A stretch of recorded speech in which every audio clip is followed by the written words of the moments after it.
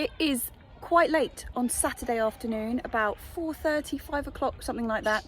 And it's been really hot today and we've been faffing around with other things at home. So we've come up here quite late and it's absolutely gorgeous. It's that like still blue skies, still sunny, but this half of the allotment is in the shade. So we've got a bit of an escape and it's just bliss. It's absolutely lovely. So what is on the cards for this afternoon? I am going to, actually at the moment, Mum is up there in the fruit cage. She is clearing away some soil. So some of the old brassicas that we had, we're leaving a couple because they're in full flower and the bees are loving them, but we need the space. So we're clearing a load of do you remember the white sprouting cauliflower broccoli type shebang we had going on? Clearing all that out of the way. So in that space we are going to plant out the sweet corn. So I wanted to get the sweet corn in way earlier than I'm going to, because I just haven't been able to. And normally I would sow my sweet corn into really long pots or root trainers in something that individually, so they're not together, so that when I move them their roots aren't disturbed. But I thought I was going to be able to get them in the ground way earlier. I planted them in a shallow tray and I was going to plant them when they were really small, so like 3-4 centimeters, but time has just run away from me and now they're quite big, so they don't like being disturbed. We'll see how they go. I planted the whole seed packet, so I don't have any spares. We're just going to have to keep our fingers crossed. Anyway, let's go and see what Mum has been doing up in the fruit cage. So on this bed up here, we have 3 chickens who are being extremely naughty. They keep escaping out of everything we put around them to try and contain them.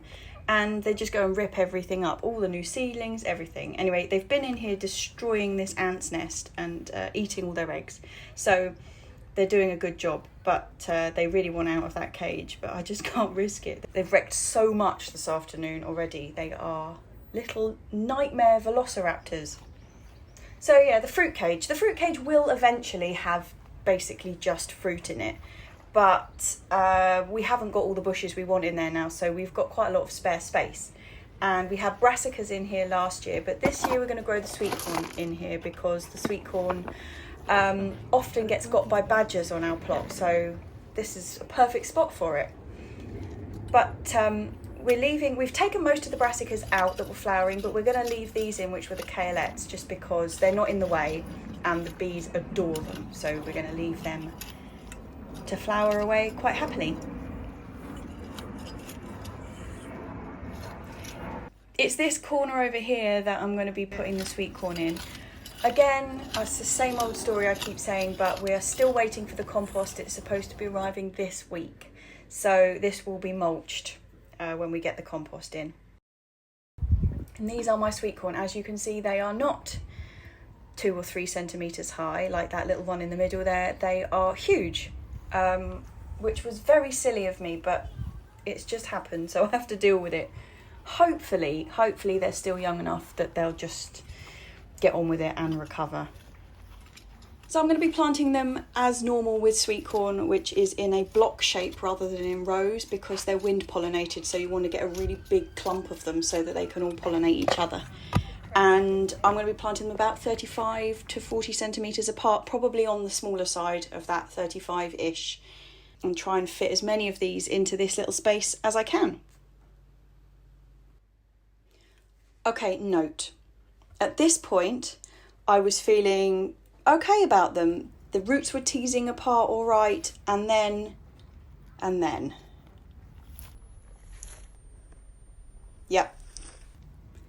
Yep, I tipped the whole lot out of the box and snapped them all. That's just wonderful, Jessie. Really, really fantastic. I mean, most of them were broken. Some of them are okay, not many. But what I would say for them is that they are a grass, and grasses grow from the base, not the top. So in the end, I decided I was just going to plant the rest of them anyway and cut the tops off. Or I've planted them with the tops still on to see which ones look like they're going to recover, and then I will cut the tops off and hope they regrow. So basically, chaps, I do not feel that 2021 is going to be the year of the sweet corn for me. Just throwing that out there. just not really.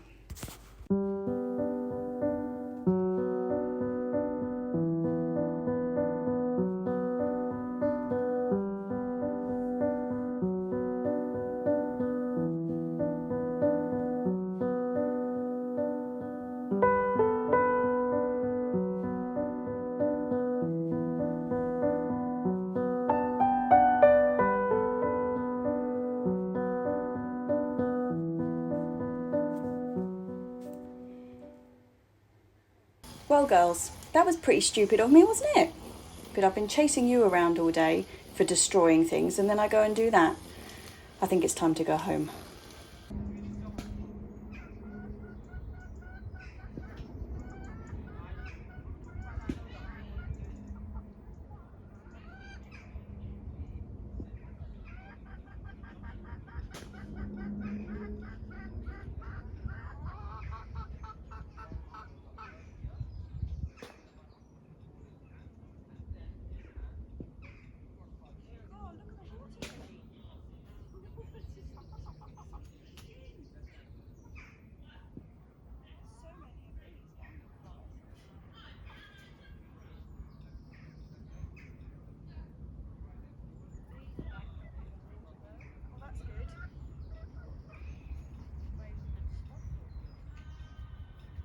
Morning, girlies. Morning. 3 chickens in a row. Yeah, 3 chickens in a row.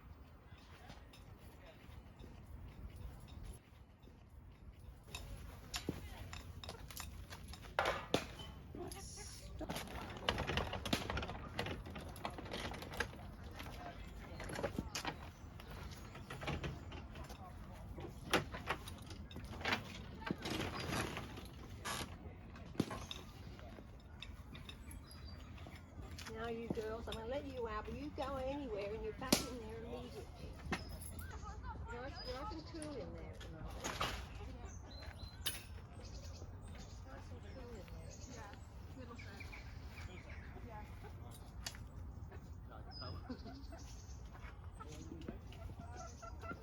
More eggs.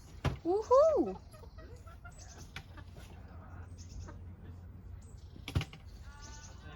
Stick to the thing. 2 more eggs, Joe. Very nice.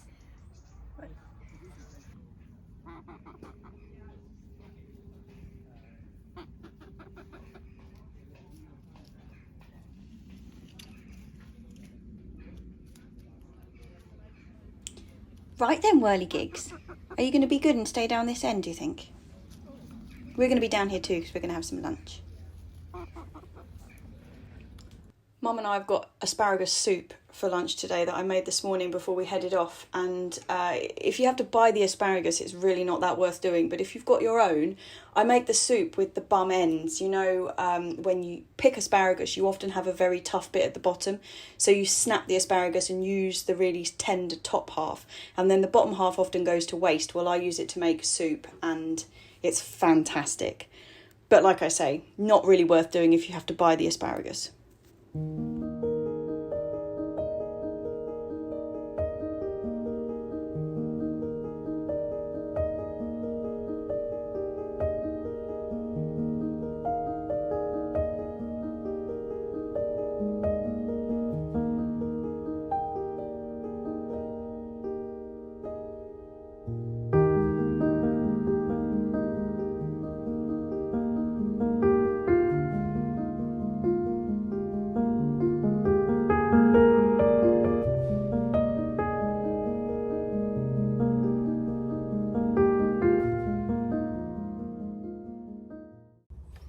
Okay, well, we have been here for quite a while today already.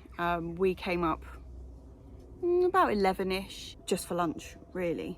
The sun has kind of moved over ever so slightly off the plot, and it's not quite so hot because boy was it boiling this morning when we got up here. The polytunnel, with all the doors and windows open, they've been open for about 4 days now, it was still 49.1 in there. that's hot.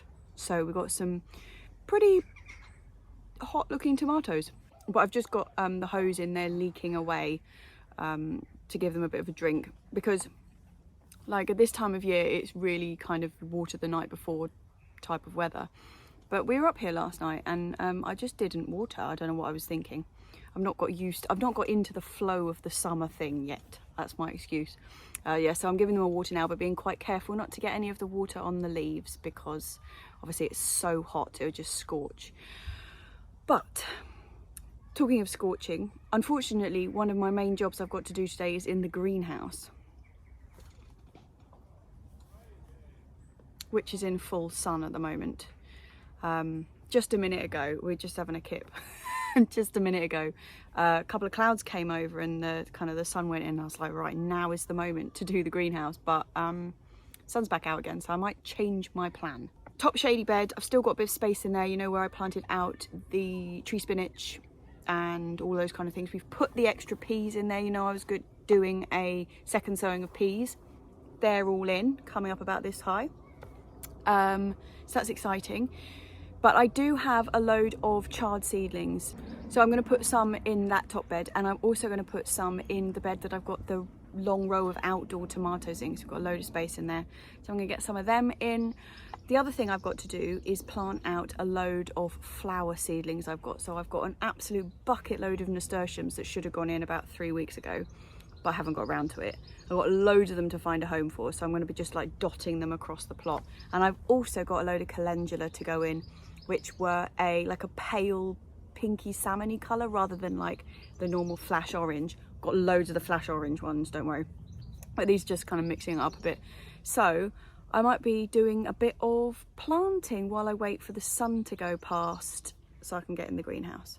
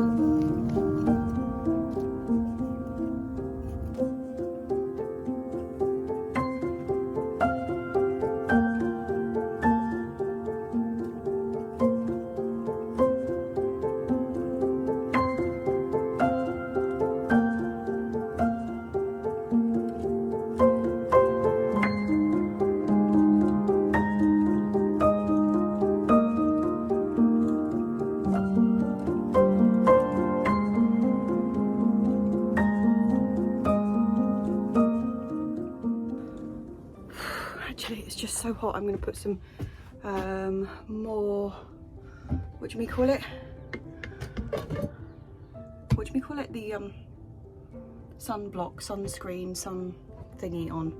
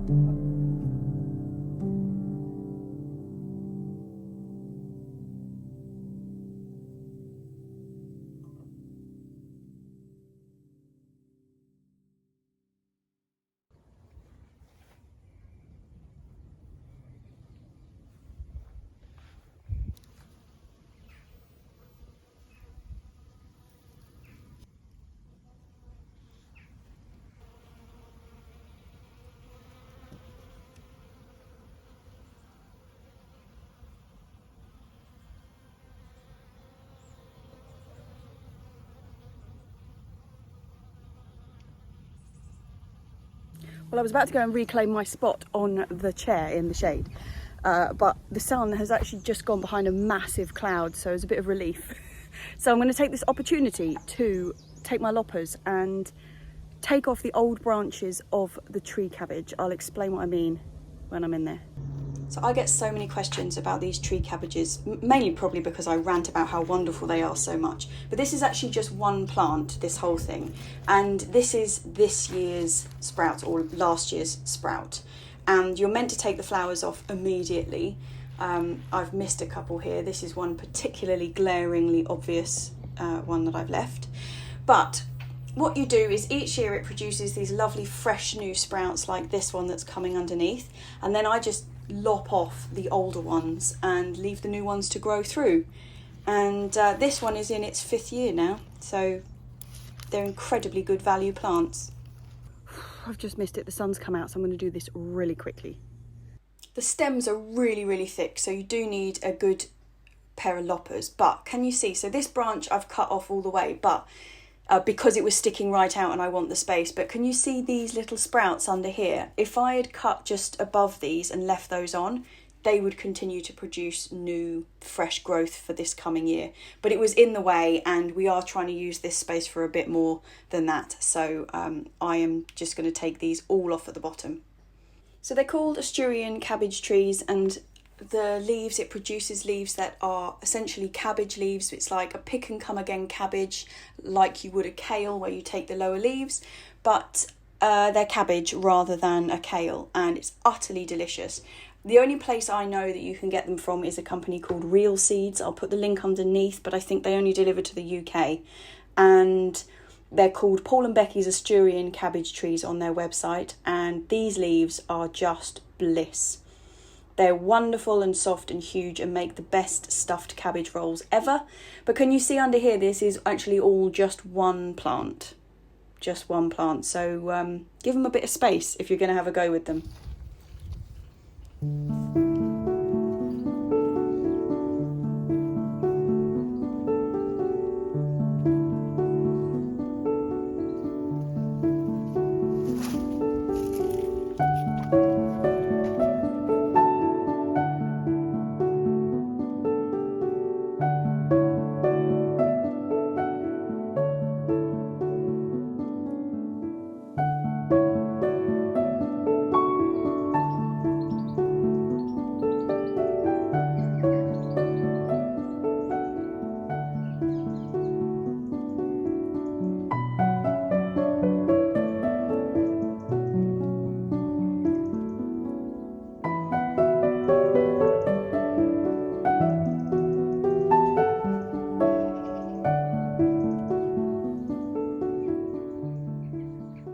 Okay, we've cooled off again. Not really made for this hot weather. I love it. I really love it. But it means that everything just takes a bit more time to stop the overheating. So the next thing on the list, oh, there's the robin. The next thing on the list is I'm going to try and get some of the flowers out that I've sown that have been sitting in the greenhouse. So I've got a very overdue tray of nasturtiums that are desperate to go out. We've got quite a few that are sort of self-seeded across the plot, but I sowed these because every year we've sort of been getting fewer, and I thought I would start again this year with these. But I mean, I've left these far too long in the pot. I mean, look how tiny the pot is that they're in. Oh, it's so cruel. So I'm going to try and get as many of them out as I can today, just dot them across everything. And the other thing that I'm going to put out is some of the calendula, which was a specific variety of calendula, which is, I think it was called orange sherbet, but it's like a pale peachy orange colour rather than the really bright one. That's this one. So we sowed these in the greenhouse and they've just been kind of growing away quite happily. I did sow a lot of the proper, you know, like the classic orange one. Very nice chap up there, had masses of it. I don't know if you remember, actually, I think I collected the seed from it on a vlog at the end of last summer. So I collected some of his seed and I just kind of sprinkled it around. And I don't know if you can see behind me, that there. Oh, I'm not very good at this angling thing on the camera, am I? Get my finger in the right place. That. there, that one there is the orange calendula, but it's quite well spread there, but there's a big clump of it at the end because when I kind of sprinkled it around, the chickens then got in there and tried to make it into a dust bath. So they kicked loads of the seed up to one end and it's all germinated up that end. Fab. So I'm going to just transplant a couple of them and spread them out across the plot as well. I did also sow some where I planted the beans. I kind of sprinkled a couple in the middle, but I sowed them and then promptly forgot that I'd sown anything in that space and didn't water it during that really dry cold patch we had. And some of them have come up, like there are some over there, but I've definitely got space enough to move some of these guys into those spots. So that's the next job on the list, is just dot some companion plants around. So yeah, we're growing a lot more flowers on the plot this year. We started kind of increasing the flowers last year, and this year we're really we've got a lot of flowers on the plot this year for a couple of reasons. Firstly, because it's lovely. It's just basically a joy to just come up here and watch the flowers and everything buzzing, and it doesn't actually detract from any of our growing space really. We do put a couple of bits and pieces in the bed, apart from the one bed up there that we put over to dahlias last year. I mean, really, it hasn't affected anything. So we're just increasing the number of flowers for pure pleasure reasons, but also having more flowers on the plot attracts pollinators, attracts all the good things, and that's what we want, because most of the things we're growing in the midsummer especially is a fruit, or at least it needs pollination to happen.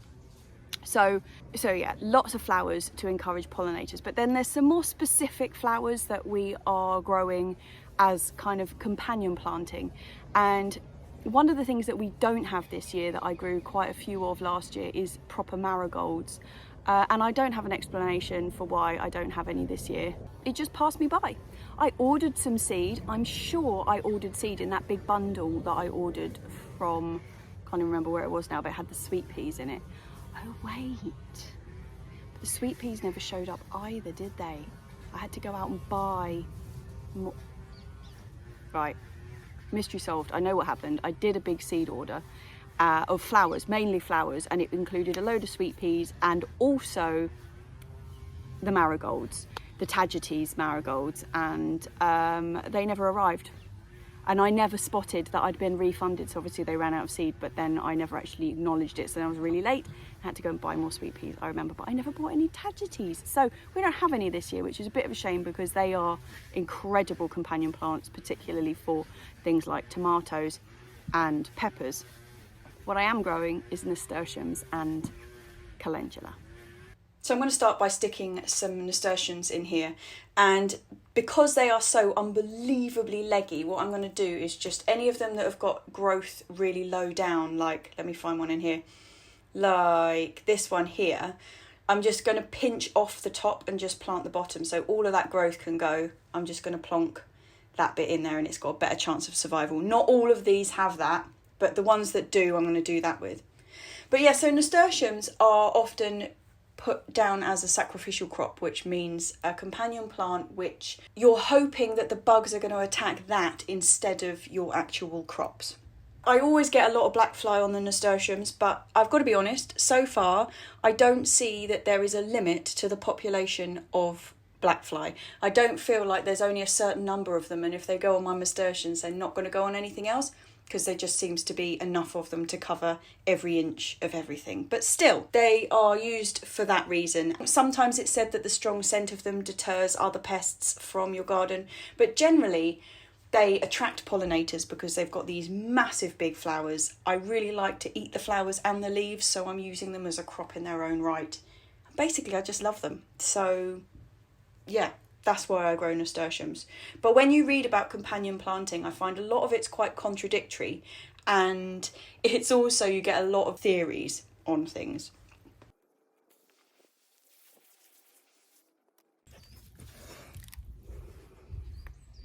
Whoops, I've actually just completely hosed the gimbal and the phone. What are you up to then, girlies? Are you causing havoc? Lovely girls. Yeah, so this is the apple trees. We've got 2 up this end and they're covered in apples this year. You know, the blossom was amazing this year on all the apples. But these girls, can you see they've got a couple of them down there? They take all the lower ones first and then they start jumping. So they can jump pretty high, these chickens. And last year we got no apples because of these chaps. Didn't we, Delphi? You took all of the apples last year. Yes. But I'm hoping this year we've got so many of them, and like higher up on here we've got quite a few. Although they're pretty acrobatic, I don't think they're going to make it that high. Next to go in is going to be the calendula. So with calendula, so whereas the nasturtiums are kind of used as a sacrificial sort of crop, calendula tend to be the type which attracts the beneficial insects. So they attract ladybirds and hoverflies and lacewings, which are all 3 things that like to eat aphids. So what could be better than that? As I said before, these ones are a kind of a pale orange colour. And a lot of the things you read about what makes calendula so attractive to the ladybirds, hoverwings, lacewings, etc. Is the really bright orange colour. So I don't know whether these are going to be as beneficial or not, but they're going between my lavender bushes, which I think is going to look pretty stunning, if I'm honest. But we do have, like I said, loads of the really bright orange ones, and I'm going to be dotting them all over the place as well. But it is funny with this companion planting. Like, I remember Jeff Hamilton. Do you remember him? He used to do Gardener's World. And I remember him doing a trial on planting spring onions between your carrots to defer carrot root fly. And it's one of the first ones I really remember, and I just remember it being a complete fail, and it made absolutely no difference at all in his trial. And I've read about it since, that it makes no difference, and yet it's still put forward, and some people still swear by it. So basically, if it's confusing you, you are not alone. It's confusing to everybody. Okay, well, found homes for all of those. So I'm just going to go around and do a bit of a water. There's a cold beer in the shed with my name on it, and then we're going to pack up and head home. I think it's been a long day. We've been here from, it would have been about 10:30 this morning, and it's now 6. So yeah, been here a long time, and we'll be back tomorrow. I'm going to be editing up here tomorrow, so I will see you up here tomorrow. I never got into the greenhouse because it was just been way too hot, so I haven't got any of the stuff that I needed to do done in the greenhouse. So hopefully I'll be able to get that done early next week. Anyway, I'm gonna go get that beer. But your freckles have come out. Do I look a wreck? Nah, you look pretty glam, reclining on your throne. I feel one. I feel one.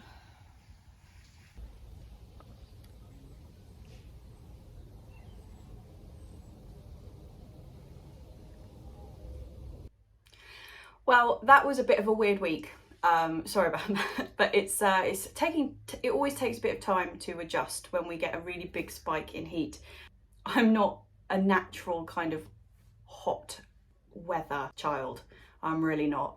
I love it, but yeah, it takes a long time to adjust. And this week, going from that really terrible spring to like, whoosh, it's going to take me a bit of time. Hence all the lying down on the bed. But you know, if you've got the whole day and you've got a certain number of things to be done, it's much better to kind of just take a bit of time out every time you're overheating and go and lie down in the shade. And that's my strategy. So I'm sorry if it didn't make a very exciting vlog. The weather's meant to not necessarily cool down a great deal next week, but be less burny. So less direct sunshine. We've got a bit more cloud cover coming over. So should be able to get that greenhouse sorted out, because what I wanted to do is get the climbing frame. It's not really a climbing frame. That makes it sound way more exciting than it is. Get the framework for the melons and the cucumbers to go up, because they're getting quite big now. I've got one that really does need to go in, and I've potted it up into its big pot already, but it's like trailing all over the place, and I really need to get the trellis up on the inside of the greenhouse just to get everything climbing up in there. And I've got so much work to do in the greenhouse actually. I've also got to pot up all the chilies because they're in like their intermediate pots and they do need to go into slightly bigger before they kind of settle in to start producing masses of fruit. So I did a really brief talk about the companion plants that I'm growing this year in this video. But when they start to come into flower and when you start seeing the bugs on them and stuff, I'm going to talk way more about companion planting because I think it's amazing. Yeah, there are so many different combinations and variants and reasons that people grow things with certain stuff, and I'm going to do a whole load of research on it and share it with you because I just think it's amazing. And one that I have read about recently that I think it was Sarah Raven had said something about it was that summer savoury can keep the blackfly off the broad beans. So I'm going to try that out next year. I've got some summer savoury, so I'm going to take a load of cuttings and try that out next year. Obviously I'm a bit past it this year, but for next autumn and spring I'm going to be trying that one out. So we'll see how that works because that would be amazing if at least it kind of, in combination of pinching out the new tips, like if we could get past this blackfly nightmare on the broad beans, I think that would be counting as a win. What wasn't a win was the sweet corn. There was a lot of words said when I was recording that wouldn't be accepted by YouTube. I was not a happy rabbit. It was so stupid.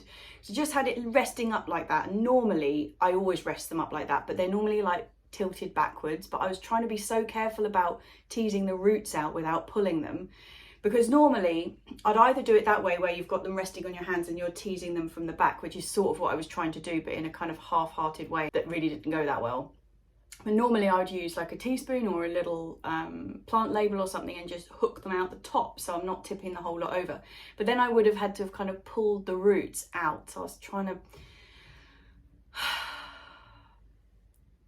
The thing is that what I wanted to do was direct sow them. But I know that we get mice in that fruit cage, and every time I've tried to direct sow sweet corn, the mice just go in and just whip it out. So what I was trying to do is, you know how I've kind of got round that with the peas by pre-sprouting them. I was trying to pre-sprout my sweet corn, but in a kind of combo effect of just pre-sprouting it in a bit of soil, which is why I wanted them to only be like this big, and then I was just going to bung them in. But obviously I messed that up too, so yeah. Okay, I have rambled on enough. It is actually Tuesday afternoon and this video has got to go up in like an hour's time. So I'm going to stop rambling. Next Thursday's video is going to be the June plot tour. Is it June? It is June. The June plot tour. So we're going to have a look around what everything's going, because so much has taken off in the last couple of weeks. It's just gone really, everything's growing like crazy, so that's going to be quite good. And then the next week I'm going to do another recipe along the lines of the broad bean one, but it's going to be about things to do with chard. And I just want to say a huge thanks. I got a really lovely response from the broad bean video, even from people who said even after watching that they really don't want broad beans, they still said they enjoyed the video. So I think that's a bit of a win really, isn't it? Anyway, yeah, I don't have anything to cheers you with because I'm in the middle of putting this video together and working, but next week it's going to be much more relaxed. I'm not going to be sweltering and having to lie down every 5 minutes. And we'll be into the swing of things for summer by next week. I think that's my prediction anyway. So I hope you're all having a fantastic week. I will see you on Thursday.